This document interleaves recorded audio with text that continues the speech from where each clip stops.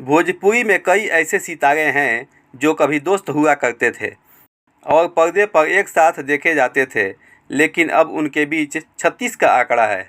पहला नाम है खेसारी लाल यादव और पवन सिंह का। एक दूसरे को विरोधी मानते हैं, दोनों की आपस में बिल्कुल भी नहीं बनती है।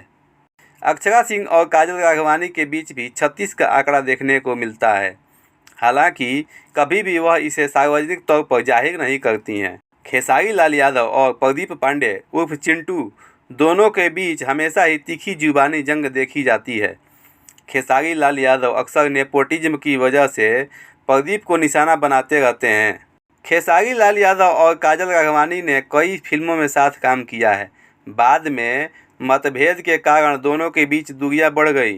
तो दोस्तों, आप लोग को ये मेरा वीडियो कैसा लगा कमेंट में मुझे ज़रूर बताएं और मेरे चैनल को सब्सक्राइब और लाइक ज़रूर करें दोस्तों, ताकि आप लोगों को मेरा हर वीडियो का नोटिफिकेशन सबसे पहले मिल जाए। जय हिंद दोस्तों।